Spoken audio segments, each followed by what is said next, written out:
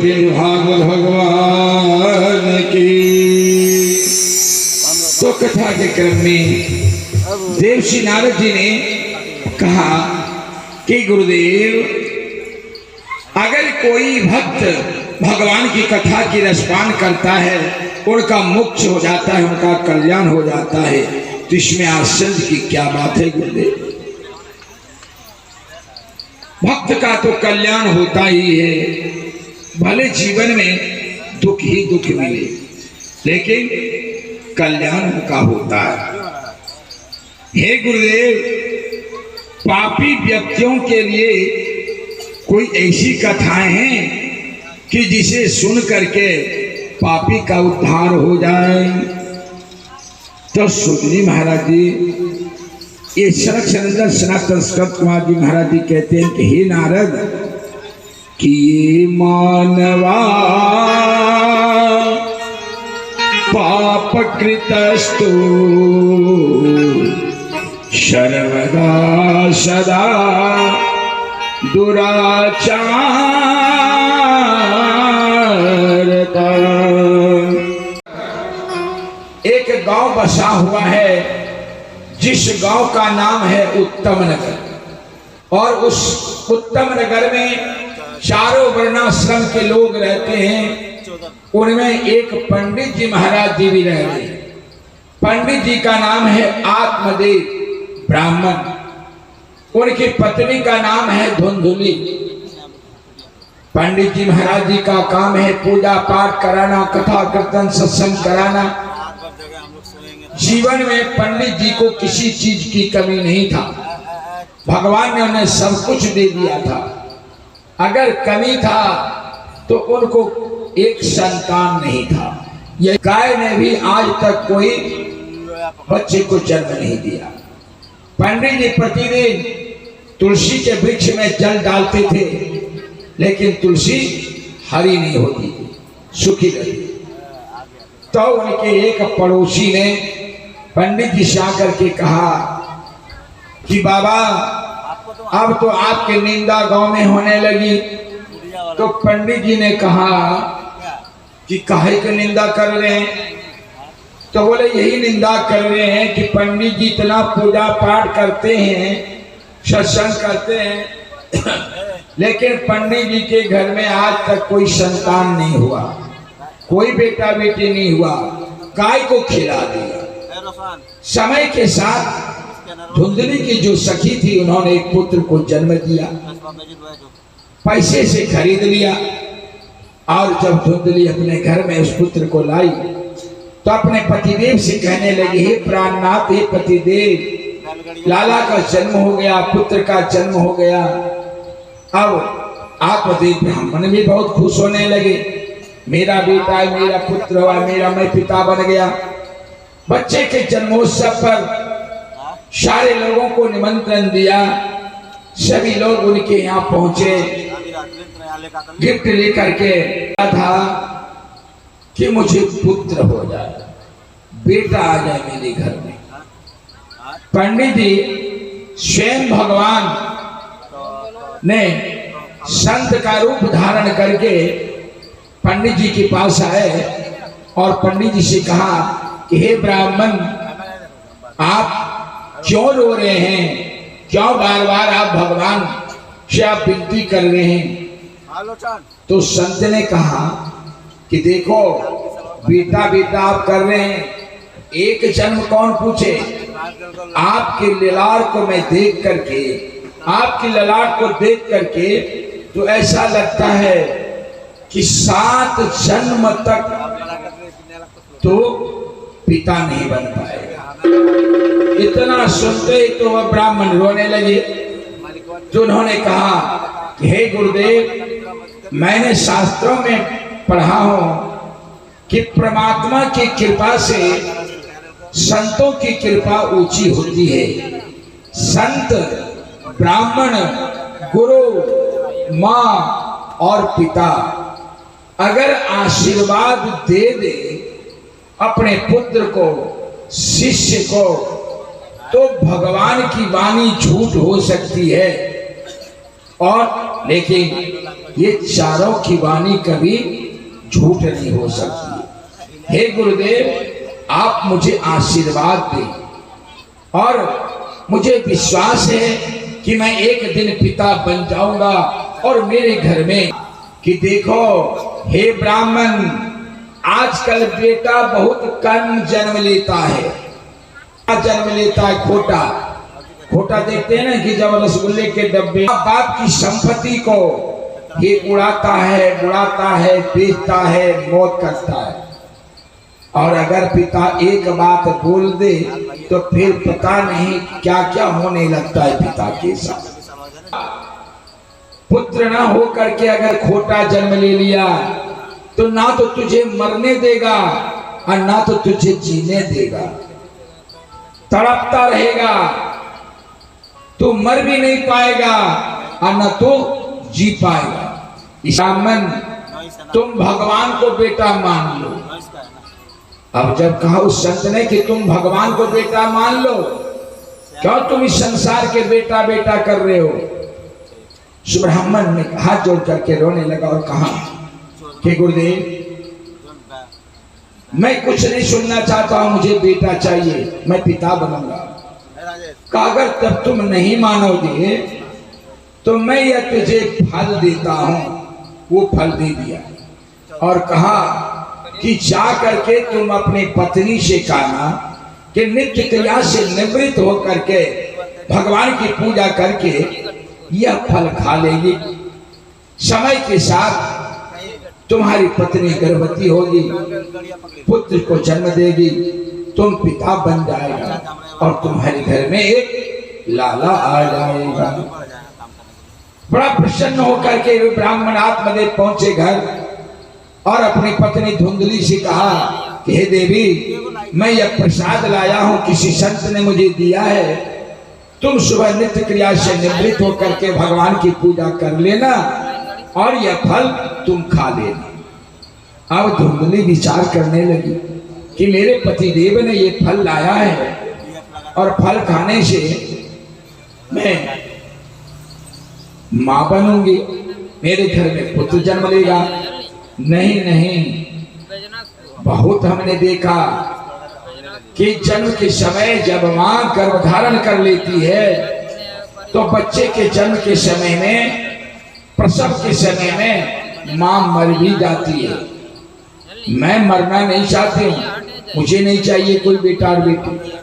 अगर मैं मर गई तो ये मेरा धन संपत्ति सब मेरी ननद रानी लूट करके लेके चले जाएगी, इसलिए मैं यह फल नहीं खाऊंगा।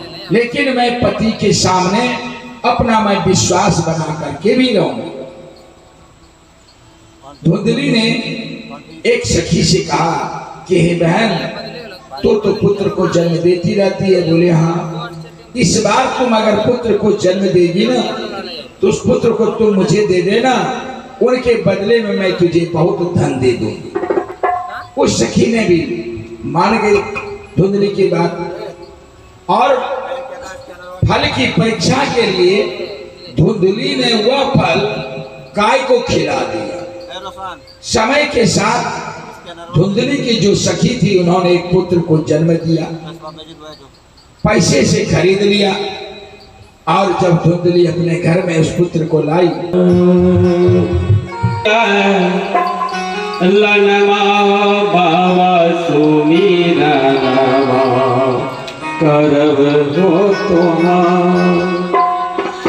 सुमीरा करब हो तोहार, सुमीरा करब बाबा सुमीरा सीधी के जन्म बाबा सुमीरा बाबा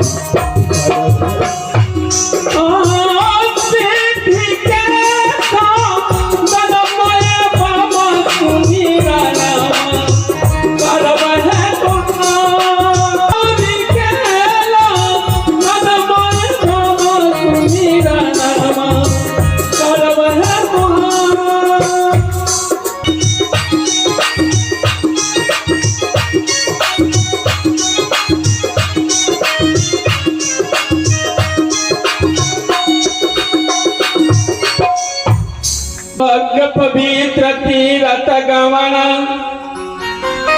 पग पवित्र तीरथ गमन, और हाथ पवित्र कछुदा, और मुख पवित्र जब होत है, जब ले देता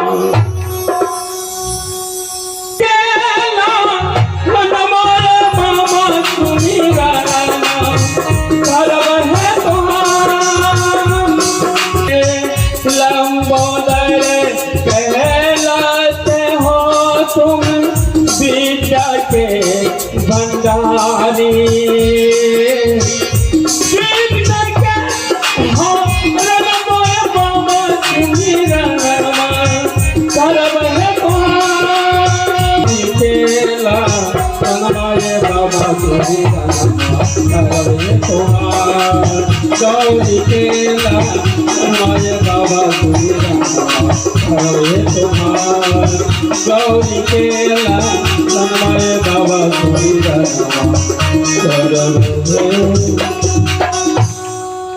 होली वृंदावन बिहारी लाल की। अब भगवान शुद्ध जी महाराज जी कहते हैं, हे सौनक देव, जब उनके घर में लाला का जन्म हुआ, ठीक 3 महीने के बाद उस गाय ने भी एक बच्चे को जन्म दिया। जब नामकरण संस्कार करने की बारी आई तो सभी ब्राह्मणों को बुलाए आत्मदेव ब्राह्मण ने और कहा कि अब मेरे पुत्र का नामकरण संस्कार कराइए।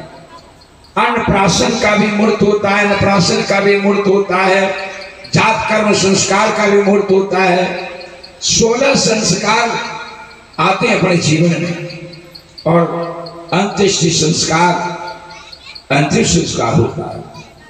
तो सभी ब्राह्मणों ने यही विचार किए कि पिता का नाम है आत्मदेव, तो पुत्र का नाम रख देते हैं परमात्मा देव।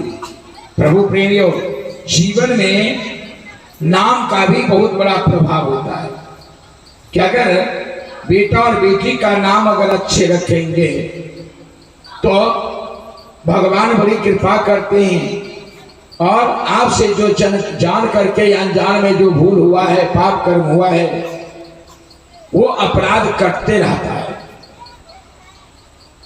तो धुंधली ने कहा ब्राह्मणों से कि सुनिए, मैं इनकी माँ हूं, 9 महीना तक हमने अपने पेट में इसको रखा, घर में रखा, और जितना दर्द जितना कष्ट माँ को होती है उतना पिता को नहीं होता। इसलिए मेरे नाम से मिलता जुलता मेरे पुत्र का नाम रखे, और अगर मेरे नाम से मिलता जुलता नाम रखे तो मैं आपको दक्षिणा भी ज्यादा दूंगी। तो ब्राह्मण मान गए और माँ के नाम से मिलता जुलता नाम रख दिया कि माँ का नाम था धुंधली, तो बेटा का नाम रख दिया धुंधकारी। अगर पिता का नाम था आत्मदेव, अगर पुत्र का नाम रख देता परमात्मा देव, तो आज धुंधकारी की दशा न हो कि माता शत्रु पिता बैरी ये न वालो न पाठित न शोभते हर्ष मध्य बकोय था। बच्चे का प्रथम गुरु माँ होती है। माँ जैसे चाहेगी वैसे उनका पुत्र बनेगा। मुझे तो पता नहीं, बोले आप पिता होकर के अपने पुत्र के बारे में पता नहीं करते। आपका पुत्र बिगड़ रहा है, ध्यान दीजिए। जब पिता घर में आते आत्मदेव ब्राह्मण अपने पुत्रों से कहता, अरे तेरी शिकायत आज मैं सुन रहा था, तो झट से माँ सामने में खड़ी हो जाती आकर के, आप तो बार बार मेरे बेटे को डांट रहे हैं, अगर बेटा बहुत कम जन्म लेता है, ज्यादा खोटा जन्म लेता है, तो भगवान को बेटा बना ले। आज मेरे इस घर को अपवित्र कर रहा है और इसकी शिकायत और निंदा तो मैं अलग से ही सुन रहा हूं। अब मैं ये अपना मुंह इस समाज में कैसे दिखाऊं? लगता है कि अब मैं आत्महत्या कर लूंगा। और उधर गाय का जो पुत्र था, मनुष्य का शरीर था और मुख गाय का था, उनका नाम रखा गौकर्ण जी महाराज। गौकर्ण जी महाराज पिता के भक्त, माँ के भक्त, संत, ज्ञानी, बुद्धिमान, भगवान के भक्त हमेशा पूजा पाठ करते रहते, माँ और पिता की सेवा करते। गौकर्ण जी महाराज जी ने अपने पिता से आकर के कहा कि पिताजी आजकल बहुत आप उदास होकर के बैठे रहते हैं, खाना पीना नहीं खाते, और कोई कोई तो कह रहे हैं कि आप घर छोड़ करके चल, मैं आत्महत्या कर लूंगा, मैं चला जाऊंगा जंगल में जाकर के तपस्या करूंगा। गौकर्ण जी महाराज जी ने सत्संग सुनाए, कुछ नहीं है आपका अपना, बस जितना दिन तक, जितने देर के लिए, जितने घंटे के लिए आपका अपना है, बस उतना ही आपका अपना है। बाकी सब कुछ इस संसार में पिताजी सपना है। सब अपना अपना कर्तव्य का पालन कर रहे हैं, अपने अपने कर्तव्य को निभा रहे हैं कि मैं पिता हूं, मुझे पुत्र है, तो इनकी परवरिश करना मेरा धर्म है। संसार में कोई किसी का अपना नहीं है, सारे के सारे सपना है। सब मतलबी यार हैं, जब तक मतलब उनसे रहता है तब तक तो वो प्रेम, श्रद्धा और विश्वास दिखाता है। मार मार करके सभी वेश्याओं ने धुंधकारी को समाप्त कर दिए, खत्म कर दिए, और उन्हीं के घर में मिट्टी खोद करके उसे गाड़ दिया। अब वो बन गया प्रेत, वो भटकने लगा। पता चला उनके भाई गौकर्ण जी महाराज तीर्थ यात्रा पर गए हुए थे, पता चला कि मेरे भाई की मृत्यु हो गई है, तो उन्होंने गया जी में पिंडदान करा। अब तो दूसरा पुर पड़ जाए। इस तरह से 7 दिन तक जो भगवान की कथा हुई, 7वें दिन बांस का पुर फटा, 7 गिट्ठे का, स्व शरीर कंचन शरीर, देदीप्यमान, बड़े सुंदर पीताम्बरी वस्त्र धारण किए हुए, गले में वैजंती माला पहने हुए धुंधकारी प्रकट होता है। तो श्रोता बन करके जो भगवान की कथा सुनने के लिए आते हैं, तो उन्हें भगवान का दर्शन होता है, और भगवान उनको अंतिम चरण में, जब अंतिम पड़ाव आती है, जब उनका समय पूरा हो जाता है, तो स्वयं भगवान के पार्षद आते हैं उसे लेने के। आरती की थाली को सजाएं, आरती करें। बोलिए प्रेम से भक्त और भगवान की जय हो। हर हर महादेव। आरती में खड़ा हो जाए, भुलाएंगे साल लगेंगे।